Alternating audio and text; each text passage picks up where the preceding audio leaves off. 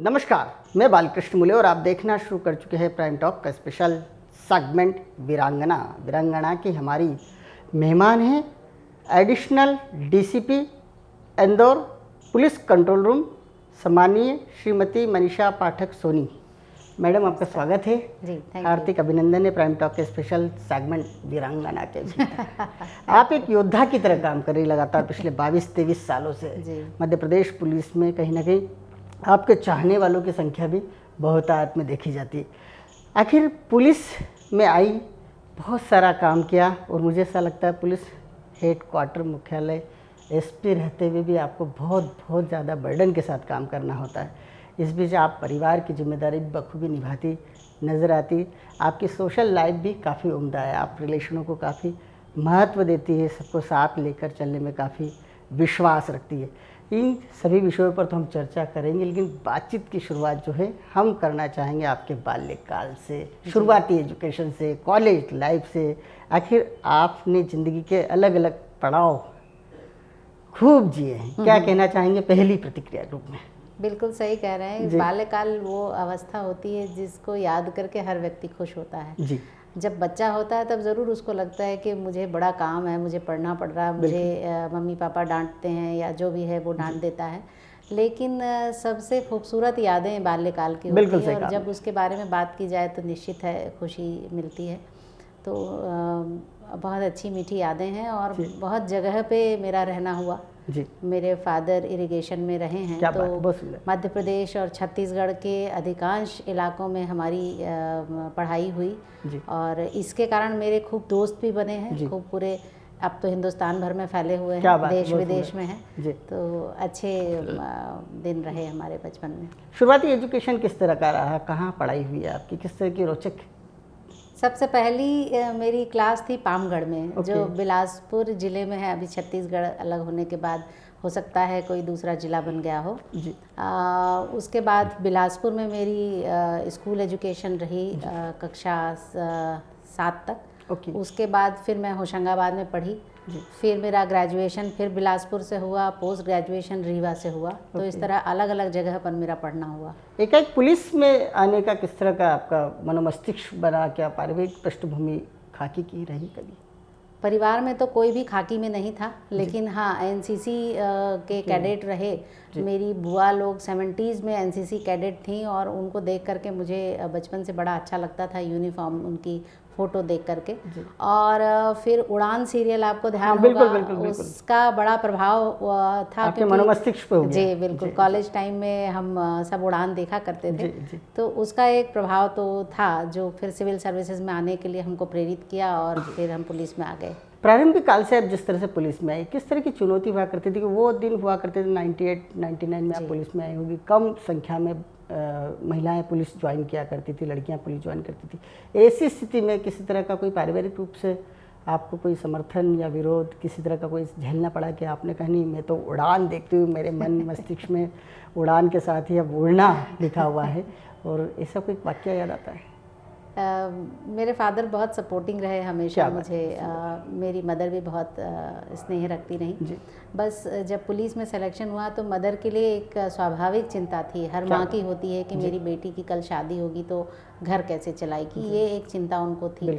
पर ईश्वर का आशीर्वाद रहा, बड़ों का स्नेह रहा, तो ये सब कुछ बहुत आसानी से मैं कर पाई। पुलिस विभाग में वो दिन बहुत कठिन होते थे। जब हम पहुँचे तो बहुत गिनती की पुलिस में अधिकारी वर्ग में लेडीज़ थी और उस वक्त आरक्षण नहीं था जब हमने पुलिस विभाग ज्वाइन किया। और ट्रेनिंग भी बराबर से टफ होती थी, उसमें कोई कमी या हमको कोई रियायत नहीं होती थी। अच्छा। तो लेकिन अच्छी बात ये थी कि जो हमारे उस्ताद होते थे वो हमको बहुत प्रेरित करते थे और कई बार तो लड़कों को उदाहरण भी देते थे कि वो देखो 5 नंबर साहब कर ले रहे हैं तो आप क्यों नहीं कर रहे हो। तो वहाँ हम सब साहब होते थे, वहाँ हम कोई मेल कैडेट फीमेल कैडेट नहीं होते थे और ट्रेनिंग हमारी बराबर से हुई। शुरुआती दौर में कहीं कहीं जब थानों में जब पोस्टिंग रही तो कौतूहल का विषय भी हम होते थे। लोग देखने के लिए खड़े हो जाते थे, भीड़ लगा लेते थे। तो एक कौतूहल, कभी कभी केयर, कभी कभी इग्नोरेंस, सब चीज़ों का मिला जुला एक असर रहा जीवन में। बिल्कुल सही कहा। और जिस अंदाज में आपने पुलिसिंग की, अपनी एक अमिट पहचान समाज में बनाने की कोशिश की, और आपको भी अब एक आदर्श व्यक्तित्व के बतौर पहचाना जाता है। खासतौर से मध्य प्रदेश की पुलिस की बात आती है, इंदौर की बात आती है, तो कहीं मनीषा पाठक मैडम का नाम जो काफ़ी सम्मान के साथ लिया जाता है। ट्रेनिंग के दिनों की कुछ यादें सुनना चाहेंगे? ट्रेनिंग हम लोगों की सागर में होती है, जवाहरलाल नेहरू पुलिस एकेडमी है सागर में। बहुत खूबसूरत प्रीमाइसेस है, पर जब हम पहुँचे तो अंदर से डरे हुए भी थे कि पुलिस की ट्रेनिंग बहुत टफ होती है। और हमने जीवन में, मैंने पर्सनली कहूँ तो मैंने कभी कोई बहुत अच्छा खिलाड़ी में नहीं रही थी, तो एक डर था अंदर। पर वहाँ जब गए, उस्ताद लोगों का जो रवैया था हमारे प्रति, हमारे साथियों का जो सहयोग था, वो बहुत अच्छा रहा। और सिर्फ फिजिकल वर्क नहीं होता, क्योंकि ऑफिसर्स हैं तो हम लोगों की पढ़ाई भी बहुत ज़्यादा होती थी।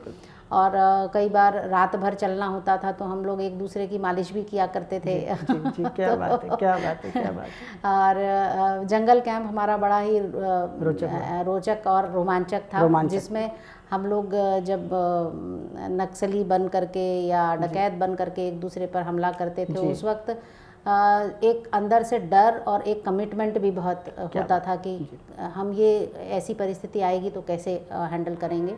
और नक्सली एरिया में भी हम लोगों को ट्रेनिंग दी गई, बस्तर भी हम लोगों का ट्रेनिंग रहा, तो वो दिन बड़े कठिन थे। और अंदर से अपने आप को पहचानने की, अपनी ताकत को पहचानने के दिन थे वो। बिल्कुल। चुनौती वाले कोई कार्य कभी जीवन में करने को मिला पिछले 22-23 सालों की पुलिस की नौकरी में? बिल्कुल। मैं जब सतना में थाना प्रभारी थी, तो मैं कोठी थाना प्रभारी रही, और उसके बगल में एंटी डकैती एरिया होता था। तो कई बार रात भर हम लोगों को सर्चिंग ऑपरेशन करने होते थे, और कई वहाँ बड़े दुर्दांत डकैत उस इलाके में होते थे, तो वो एक कठिन समय था, एक अलग तरह का चैलेंज था। और उसके बाद फिर मेरा अलग अलग जगह पोस्टिंग्स होती रही, तो अलग अलग चैलेंजेस हर जगह के थे। अभी वर्तमान में 3.5 साल लगभग मुझे इंदौर में हुआ है, तो यहाँ के चैलेंज अलग तरह के हैं। तो समय बदला है, चैलेंजेस बदले हैं, और समय समय पर अलग अलग रोल हमने अदा किए हैं। बिल्कुल सही कहा। आज तो आप बिल्कुल सोशल पुलिसिंग पे काफ़ी फोकस्ड होकर काम करती नज़र आती है, कि समाज के अंत्योदय के उत्थान के लिए यूँ कहे कि महिला और बाल अपराधों से जुड़े मामलों को काफ़ी गंभीरता से देखती है और उन पर लेखन कार्य भी करने की कोशिश करती है। लेकिन कभी एक पुलिस का जो एक दबंग वाला शैली होता है, जो सिंघम वाली शैली थी, उस रूप में भी आपने उन दिनों में, जब युवा अवस्था में होंगे आप, उन दिनों में कभी कोई सा बड़ा इंसिडेंट किया हो जिसके बाद में पूरे प्रदेश भर की पुलिस ने एक मैसेज के रूप में, एक प्रेरणा के रूप में आपको लिया हो कि देखो एक महिला अफसर होकर भी इतने ज़्यादा अपराधों पर अंकुश लगा के, इतने दुर्दांत अपराधियों पर कहीं ना कहीं नकेल कस के छोड़ दी? खैर, ट्रेनिंग के दिन सभी के कठिन भी होते हैं और अच्छे भी होते हैं। तो जब मैं थाना प्रभारी रही, वो दौर बड़ा अच्छा रहा, क्योंकि डायरेक्ट फील्ड में उस वक्त हमने काम किया। और इसमें एक मज़ेदार वाक़या ये था कि जब मेरी 3 महीने की थाना पोस्टिंग हमारी होती है, वो कंप्लीट हो गई, तो उस एरिया के जो महत्वपूर्ण लोग थे, वो जाकर के एसपी सर के पास गए ज्ञापन लेकर के कि हमारे इस थाना प्रभारी को और ज़्यादा दिन तक रहने दिया जाए। तो हमारे एसपी सर ने मुझे ये कहा कि मुझे इस बात की खुशी है कि तुमको वहाँ के लोग चाहते हैं, इसका मतलब है कि तुमने काम अच्छा किया है। पर अब ट्रेनिंग का पार्ट था कि वो फिक्स था टेन्योर, 3 महीने फिक्स थे, तो हम ज़्यादा दिन नहीं कर सकते थे। तो ये एक अचीवमेंट है कि आपके हटने के बाद वहाँ के लोग आपको चाहें। और कहानियाँ बहुत थी कि उस वक्त का दौर था कि मारपीट करती हैं या गुंडे उनके डर से भाग गए हैं, तो अब ये सब कहने की बातें होती हैं, पर ये उस इलाके के लोग ज़्यादा अच्छा बता पाएंगे जब हमने काम किया। और अब तो पुलिसिंग बहुत अलग तरह की है, सामुदायिक पुलिसिंग पे सभी का ध्यान है, संवेदनशील पुलिसिंग है, तो ये अब हम इस तरह से काम कर रहे हैं। वैसे आपके मूल मंत्र क्या है? क्योंकि आप जिस तरह से लोगों के दिलों में एक जगह बना लेती, जिस तरह से आपने एग्जांपल दिया कि ट्रेनिंग पीरियड में 3 माह के लिए आप थाना प्रभारी बनी, और उसी के साथ लोगों ने एसपी साहब को ज्ञापन दे दिया, लोगों ने जाकर मिलकर कह भी दिया कि ये मैडम को यहीं रखिए। आखिर वो कौन सी टिप्स है इतनी सकारात्मक छवि तैयार करने की स्वयं को लेकर? मुझे लगता है कि पुलिस समाज का ही एक हिस्सा है। समाज के कुछ लोग हैं जिन्होंने व्यवसाय के तौर पर पुलिस को चुना है, तो हमारी जिम्मेदारी समाज में शांति व्यवस्था बनाए रखना ही है। हम समाज से बिल्कुल अलग नहीं हैं, और समाज को हम ये समझा पाएँ कि हम आपके लिए हैं, यही हमारे जीवन का उद्देश्य होना चाहिए। बिल्कुल सही कहा। और कहीं ना कहीं जब व्यक्ति उद्देश्य को अपना मूल मंत्र बना लेता है, तो सफलता की सीढ़ियाँ जो है लगातार चढ़ता ही चला जाता है। आप बतौर लेखिका और जो एक ऑफिस मैनेजमेंट जो है, क्योंकि जिला मुख्यालय पर कहीं ना कहीं इस तरह की पद पे रहना, लगातार काम करना, क्योंकि पूरे जितने भी पुलिस के अफसर से वो आपको बेस्ट बना के आगे कार्य करते, मूव होते, कैसा लगता है इतनी जिम्मेदारी के साथ काम करना? देखिए, जिम्मेदारियां जब आती हैं तो इसको एक तरह से कहें कि ज़रूर तकलीफ़ लगती है कि काम बहुत है, बट कहीं इसके पीछे ये भी समझ है कि हम पर लोग विश्वास करते हैं, हमारे सीनियर ऑफिसर्स विश्वास करते हैं, तभी वो जिम्मेदारी देते हैं। और जब नीचे वाला विश्वास करता है या भरोसा रखता है तो वो आपके तरफ देखता है मार्गदर्शन के लिए। तो दो तरह से हमारे ऊपर जिम्मेदारियां आती हैं, तो है वो भी चैलेंज है। लेकिन शायद जैसे मेरे कॉलेज टाइम में मैंने ये पढ़ा था सेंटेंस, आपको बताऊंगी कि devotion to your duty is not a sacrifice, it's a justification for your existence in the world. क्या बात! ये मेरा बचपन से बहुत फेवरेट वो रहा, डायलॉग रहा कहें, कि आपने काम के प्रति समर्पण आपका सेक्रीफाइस है, बलिदान नहीं है, बल्कि ये इस दुनिया में आपके होने का एक प्रमाण मात्र है, तो आपको वो करना है। फिर भी आपको सेक्रीफाइस तो करना ही पड़ा होगा कई बिंदुओं पर, कई बातों में, कई विषयों को लेकर। सेक्रीफाइस नहीं कहना चाहिए, थोड़ा सा चेंज करना पड़ता है माइंडसेट को, बस उसको सेक्रीफाइस तो नहीं कह सकते। कितनी आसानी से आपने इतने बड़े और इतने महत्वपूर्ण सवाल का इतना आसान 2 टुक वाला जवाब जो है आपने सामने रख दिया है। आप बतौर लेखिका अब पहचानी जा रही, लगातार लेखन कार्य आपके द्वारा किया जा रहा है, कौन कौन सी बुक्स आपने लिखी है, किन किन विषयों पर लिखी, वो सुनना चाहेंगे आपसे? जी, लेखिका तो क्या कहूँ, लेकिन पुलिस में जब काम करते हैं तो हमको कई चीज़ें एहसास होती हैं कि इस विषय में कोई रीडिंग मटेरियल नहीं है। और मुझे लगता है, चूँकि मैं ट्रेनिंग विंग में बहुत ज़्यादा लंबे समय तक रही हूँ, तो मुझे लगता है कि एक अच्छी भर्ती कर लेने के बाद हम एक अच्छी ट्रेनिंग देंगे, तभी हम अच्छे पुलिस ऑफिसर्स बना पाएंगे। और ट्रेनिंग भी रेगुलर होनी चाहिए, पर ट्रेनिंग जब नहीं हो पा रही तो कम से कम हम उनको पढ़ने के लिए साहित्य दें, अच्छी किताबें दें जिसको हमारे साथी पढ़ सकें। बिल्कुल। तो मुझे सबसे पहले एहसास हुआ कि मोटर व्हीकल के ऊपर कोई बुक नहीं थी मध्य प्रदेश पुलिस में। तो जो ऑफिसर्स हमारे एमटी के ऊपर नियंत्रण रखते थे या मोटर व्हीकल्स के ऊपर नियंत्रण रखते हैं, उनके नॉलेज के लिए एक साथी नाम की किताब लिखी थी। और एक केस स्टडीज़ का संकलन हमने पुलिस ट्रेनिंग के पर्पज़ से ही किया था, जिसमें कि मैं सह संपादक थी। मेरे सीनियर श्री विनीत कपूर सर उसके मेन एडिटर थे, और ये bureau of police research and development से प्रकाशित हुई थी। फिर हमने इंदौर पुलिस से एक कॉमिक बुक भी प्रकाशित की है, आपने देखी होगी, अटकन चटकन के नाम से। तो वो बच्चों के अवेयरनेस के पर्पस से थी और उन्हीं की भाषा में, उन्हीं के लेवल पर थी वो। और अभी रिसेंटली मैंने लिखी है लैंगिक अपराधों की विवेचना के संबंध में। इस विषय में भी हिंदी भाषा में कुछ बहुत अच्छा स्पष्ट साहित्य नहीं मिल पाता था, तो वो एक प्रयास रहा कि मेरे जो साथी हैं वो भी पढ़ सकें, और मेरे खुद के भी फ़ायदा होता है जब हम उस विषय को पढ़ते हैं। बिल्कुल बिल्कुल।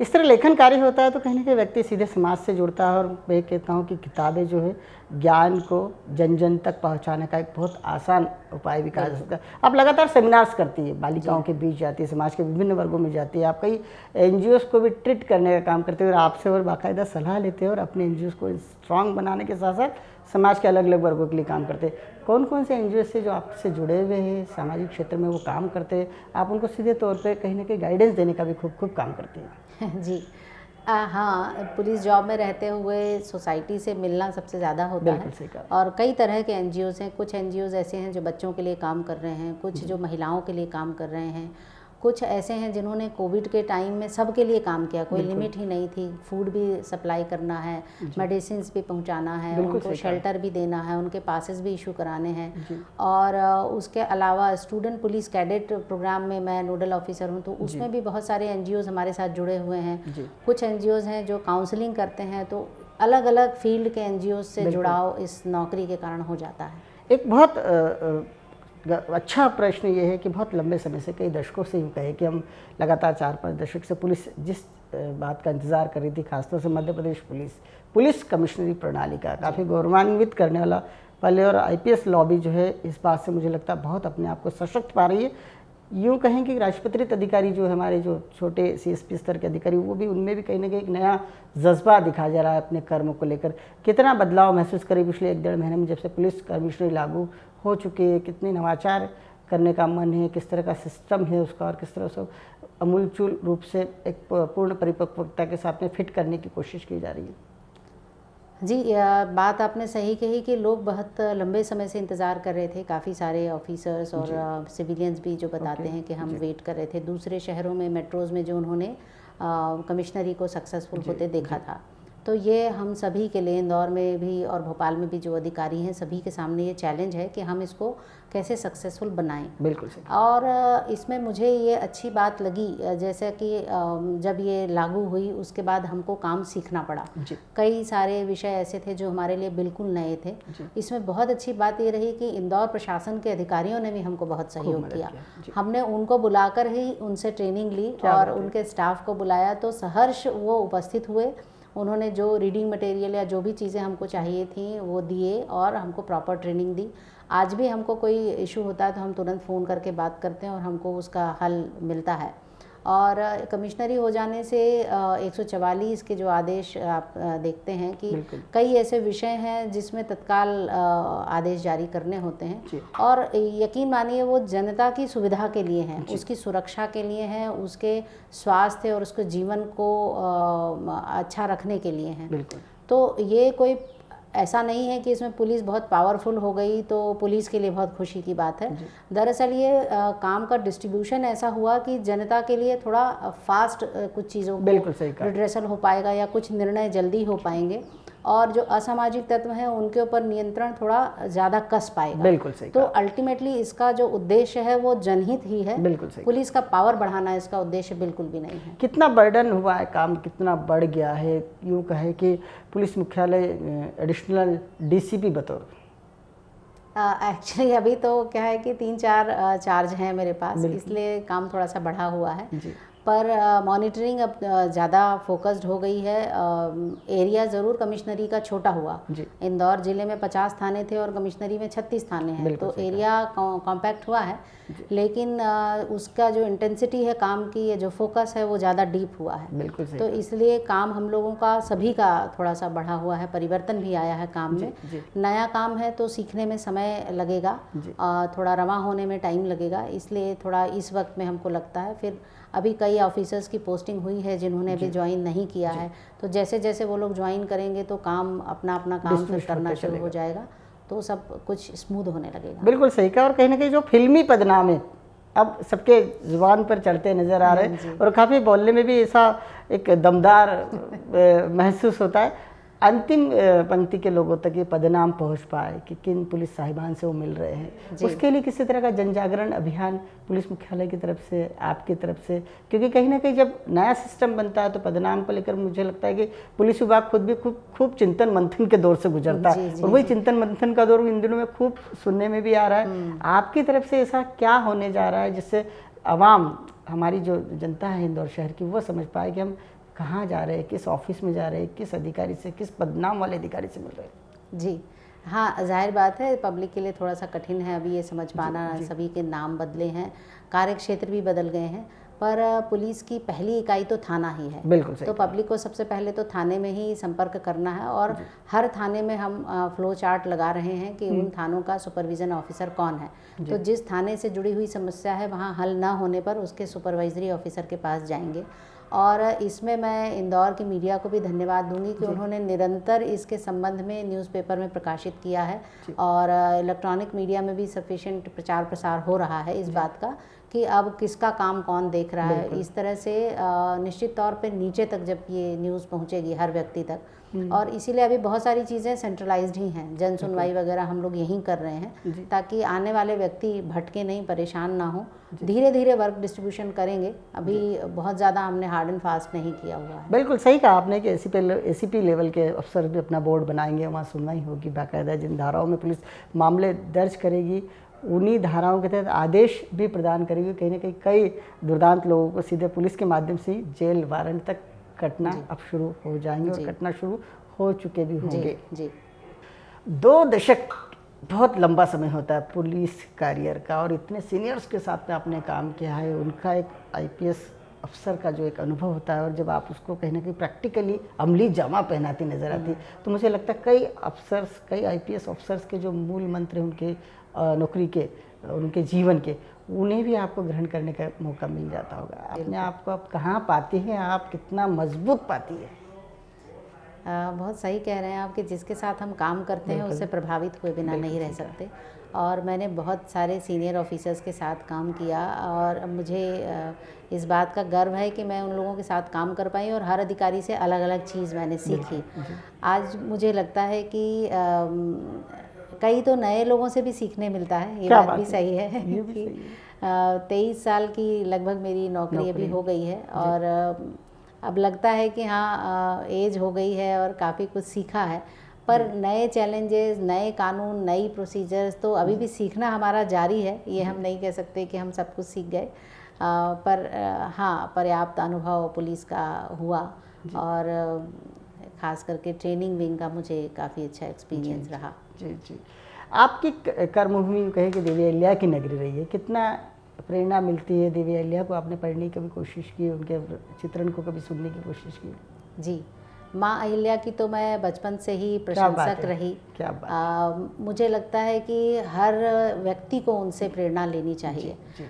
एक ऐसी बच्ची जो अचानक बहुत ही छोटी एज में ब्याह दी गई हो और उसके बाद बहुत ही छोटी एज में उसको विधवा होना पड़ा और उस चीज़ को उसने अपना दुर्भाग्य मान करके रो करके जीवन नहीं काटा। बिल्कुल सही। उसके बाद उनका जो उन्होंने अपने फोर्स को लीडरशिप दी, जो उन्होंने जनता का वेलफेयर किया और पूरे हिंदुस्तान में आप उनका वेलफेयर देखेंगे, चाहे वो अयोध्या हो, चाहे वो वाराणसी हो, चाहे वो महेश्वर हो, हर जगह उनकी कल्याणकारी सोच की छाप दिखाई देती है। तो मुझे लगता है कि उनके जैसा प्रशासक और उनके जैसी नेतृत्व क्षमता अगर हम में हो जाए तो शायद हम सब अपने देश को बहुत मजबूत बना पाएंगे। सही बात है और आप सही बात कह भी रही है और कहीं ना कहीं यही गुण जो है आपके भीतर भी मुझे कहीं ना कहीं नज़र आते हैं कि इतनी सात्विकता के साथ में आप कार्य करती, एक बढ़िया सफल प्रशासन देने की कोशिश ये करती है कि अपने यहाँ जो भी न्याय मांगने आए वो कम से कम प्रसन्न होकर जाए, उसकी बात तरीके से समयबद्ध तरीके से सुन ली जाए और यही बात व्यक्ति को हमेशा आगे बढ़ाती नजर आती है। हम आपका इंटरव्यू भले ही वीरांगना बतौर एक सेंटेंस के साथ कर रहे हैं, लेकिन आप एक बिग अचीवर्स के रूप में पेश आनी जाती है। जिस तरह से आप लगातार अवार्ड लेती रहती है, लगातार सम्मानित होती है। हाल ही में आपने गणतंत्र दिवस के परेड में मुख्यमंत्री शिवराज सिंह चौहान साहब भी आपको सम्मानित कर चुके। कैसा लगता है, कितने जीवन में सार्थकता लगती है, कितना सफल मानती है अपने मनुष्य जीवन को, अपने इस पेशे को? निश्चित तौर पे जब भी कोई पुरस्कार मिलता है तो अंदर से बहुत खुशी होती है और अच्छी बात ये लगती है कि तब मेरा परिवार भी बहुत खुश होता है, खास करके मेरी बेटी। क्या बात है, बहुत सुंदर। जी। उसको क्योंकि जो कुछ भी मैं करती हूँ कई बार मुझे लगता है कि मैं उसके हिस्से का समय किसी और को दे रही हूँ। बिल्कुल, बहुत। तो जब कभी मैं कुछ पुरस्कार लेके घर जाती हूँ और वो खुश होती है तो मुझे लगता है कि चलो इसकी खुशी के लिए मैंने काम किया। और जो भी पुरस्कार मिलता है सीनियर ऑफिसर्स जब नॉमिनेट करते हैं तो इस बात का आत्मसंतोष होता है कि मैंने जो काम किया, कई बार हो सकता है चिड़चिड़ाई भी हूँ, कई बार हो सकता है कि पूरा कर भी ना पाई हूँ, लेकिन उनकी नज़र में वो काम हो गया, अच्छा हुआ है, तो ये ठीक है। और जब कभी खुद को कुछ प्रशंसा मिलती है, पुरस्कार मिलता है, तो एक सोच अपने अंदर ये भी आती है उस वक्त में कि मेरे जो जूनियर्स हैं उनको भी मैं कैसे प्रमोट करूं, उनको भी कैसे ज़्यादा से ज़्यादा इनाम दिलाऊं कि जो मुझे खुशी महसूस हो रही है उनको भी हो। तो उसके तुरंत बाद हम प्रयास करते हैं कि उनको भी इनाम मिल जाए। तो ये एक अच्छा कहना चाहिए साइकिल है कि एक सीनियर को जब इनाम मिले तो वो नीचे ज़रूर उनको इनाम दिलाए। ये फीलिंग मेरे को आती है हर बार। क्या बात है, क्या बात है। आपकी फीलिंग्स जो है ना काफ़ी अच्छी सुनने में लगती है और सुनता है जो व्यक्ति है वो सुनते ही रह जाता है। आप एक भारतीय नारी बतौर भी आपकी भूमिका है कहीं ना कहीं। परिवार में आप भाभी भी है, परिवार में माँ भी है, परिवार में पत्नी भी है। टाइम मैनेजमेंट, टाइम का बैलेंस किस तरह सबको सेटिस्फाइड कर पाने में अपने आप को पाती है? समय तो ज़रूर थोड़ा सा दिक्कत होती है, पर हम लोग आपस में प्रयास करते हैं कि शाम का समय साथ गुजारें। सुबह तो सब भागम भाग होती है, शाम का समय हम लोग साथ रहें और साल में एक बार जब भी छुट्टियां मिल जाएं तो परिवार के साथ समय बिता सकें, सारे त्यौहार हम साथ में मना सकें। तो मैं तो कहीं नहीं जा पाती, पर मेरे भाई लोग या मेरे इन लॉज जो हैं वो मेरे यहाँ आ जाते हैं और हम लोग साथ में सेलिब्रेट करते हैं। तो इस तरह से अच्छा चलता है फैमिली में। यूँ भी आप तो बड़ी खुशकिस्मत है कि आपको दिलीप साहब जैसे साहब मिले हुए हैं जिनके गुणगान मुझे लगता है जितने कम किए जाए। कई लोग ऐसे, मुझे लगता है इंदौर पुलिस से मेरा भी 2-2.5 दशक से नाता हुआ और मैं कुछ अफसर्स को काफ़ी दिल से पसंद करता हूँ। मैं कई बार कहता भी हूँ कि पुलिस में रहते हुए आप इतना सकारात्मक चेहरा, आप इतना उजला परिदृश्य दिखा जाते हैं कि पुलिस से प्रेम हो जाता है। उनमें से आप अफसर्स कहलाते। किस तरह उनको आप खुश रख पाती है? कभी ऐसा नहीं लगता है कि उन्हें जो समय देना चाहिए था वो भी आप आपकी कार्यशैली के कारण पूर्ण रूप से अपने विभाग को ही दे जाती है, हालांकि वो भी आप ही के विभाग में? हाँ बिल्कुल। कई बार लगता है कि समय जितना घर वाले चाहते हैं उतना नहीं दे पाते हम। कई बार महीनों महीनों तक फैमिली के कई मेंबर्स से बात भी नहीं हो पाती, जो बाहर हैं फ़ोन पर बात नहीं हो पाती। और हस्बैंड के साथ भी समय कई बार मुश्किल होता है, खास करके कोविड वाला टाइम तो हम लोगों ने बड़ा कठिन गुजारा। पर इस वक्त में हमने एक दूसरे को मदद की, घर को साथ चलाने में, सफाई करने से लेके खाना बनाने तक आपस की अंडरस्टैंडिंग बढ़ाने वाला समय भी रहा। और चूंकि सर पुलिस में ही हैं तो इससे मुझे लगता है कि मुझे एक बहुत अच्छा फ्रेंड घर पर ही मिला हुआ है। चूंकि सर पुलिस में ही हैं तो ये मेरे लिए एक बहुत बड़ा सौभाग्य की बात है। बिल्कुल सही बात कि घर में ही एक अच्छा दोस्त और एक अच्छा सलाहकार भी है, और सुलझे हुए अफसर है। मेरे से कहीं ज़्यादा उनका अनुभव है। बिल्कुल सही। तो जहाँ कहीं भी उलझती हूँ या कोई दिक्कत होती है तो उनसे बात करके सीख लेती हूँ। तो वो समय भी हमारी लाइफ में इम्पॉर्टेंट हो जाता है। तो साल में एक बार हम छुट्टियां प्लान करते हैं, जब भी मिल जाए। कभी मिलती है, कभी नहीं भी मिलती। क्या बात है। चलते हैं। सर काफ़ी शौकिया मिजाज है, कहीं ना कहीं संगीत से खूब उनका प्रेम, उनका नाता देखने को मिलता है, सुनने को मिलता है। क्या आपको भी कोई हॉबी है, कोई शौक है इसी तरह का क्रिएटिव? संगीत सुनना तो निश्चित है, मेरे लिए भी बड़ा सौभाग्यशाली हूँ कि घर में ही संगीत की लहरियाँ पूरे वक्त चलती हैं। बहुत सुंदर। सर बहुत अच्छा गाते हैं और एडिटिंग भी करते हैं, और बिटिया बहुत अच्छा गाती है। हाँ, बिल्कुल। तो इन दोनों की स्वर लहरियाँ पूरे घर में गूंजती रहती है। क्या मेरी पर्सनल हॉबी जैसा कि किताब पढ़ना लिखना ये हो गया, और उसके अलावा हैंडीक्राफ्ट्स का इंटरेस्ट है। तो घर में कुछ जो भी छोटा मोटा बना पाती हूँ या देख के ही खुश होती हूँ। बनाने का समय नहीं मिलता, पर देख के खुश होते हैं, तो ऐसे ही है। यानी कि आपको एक पर्यावरण प्रेमिका के रूप में पहचाना जाता है, पर्यावरण से खूब आप जुड़ी रहने की कोशिश करती है। आखिर ये शगल कैसे, कब और किस तरह के कार्य किए जाते हैं इसके तहत? गार्डनिंग का शौक तो था बचपन से। फादर चूँकि इरिगेशन में रहे तो उनको हमेशा सरकारी बंगले बड़े बड़े मिलते थे। बिल्कुल सही कहा। तो छोटा मोटा गार्डनिंग हम लोग उसमें करते रहते थे। जी। उसके बाद जब पुलिस ट्रेनिंग कॉलेज में आई और एक बहुत बड़ा कैंपस सामने था, लगभग 90-95 एकड़ का कैंपस है, और वहाँ जो यूनिट डॉक्टर हैं, डॉक्टर प्रदीप जोशी, उनके थ्रू हम लोगों ने प्लांटेशन शुरू किया। शुरुआती दौर में ऐसा लगा कि जब तक पानी नहीं होगा प्लांटेशन सक्सेसफुल नहीं होगा।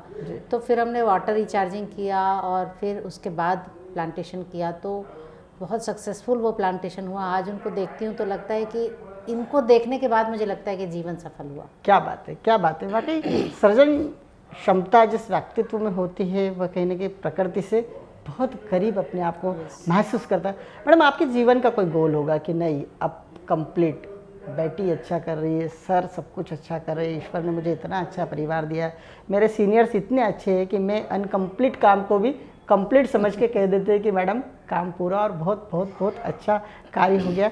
अब आने वाले दिनों में किस तरह आप और नवाचार करना चाहती है, क्योंकि पुलिस कमिश्नरी में यानी कि आप कहीं ना कहीं ऐसे पिलर के रूप में पहचानी जा रही है, आपके पास एक ऐसी जिम्मेदारी है कि सारे अफसर जो है, जो भी नए ज्वाइन कर रहे हैं, जो पुराने हैं, उनको आपको सही जगह बैठाना है, उनको सारे सिस्टम्स देना है और कहीं कहीं इस बेड़े को आगे बढ़ाना है। जी, क्या गोल है आपके? तो ये तो जो पुलिस कमिश्नरी का चैलेंज है वो हम सभी के लिए है, सारे पुलिस विभाग के लिए। तो इंदौर में जो चैलेंजेस हैं उसमें जितना मेरा इनपुट होगा मैं सर्वश्रेष्ठ करने का प्रयास करूंगी। जो भी रिसोर्सेज हो सकें, जो उनका वितरण हो सके, अधिकारियों को सुविधा हो सके, वो सब दे सकूं। ऐसे ही शिकायतों का रिड्रेसल टाइमली हो सके, जो कमिश्नर सर की प्राथमिकता भी है कि जो हमारे पास शिकायतकर्ता आते हैं वो अपनी शिकायत को देख सकें कि उसमें क्या हो रहा है और उसमें प्रॉपर एक्शन हो सके। इसको भी अभी हम लोगों को स्ट्रीमलाइन करना है। तो ये एक हमारा अभी निकट भविष्य में हमारा एक उद्देश्य है जिसको हम पूरा करना चाहेंगे, गोल है कहना चाहिए। तो इसको हम पूरा करेंगे। और चिन्हित अपराध जो होते हैं इंदौर पुलिस के पास जो हैं उनका प्रॉपर उसमें हम लोग परस्यू कर सकें, ये हमारा अभी चैलेंज है। क्या बात, वाकई मैडम आपने एडिशनल डीसीपी बतौर द प्राइम टॉक से चर्चा की, हृदय से चर्चा की, विस्तृत चर्चा की। आपका बहुत बहुत धन्यवाद। नमस्कार। नमस्कार।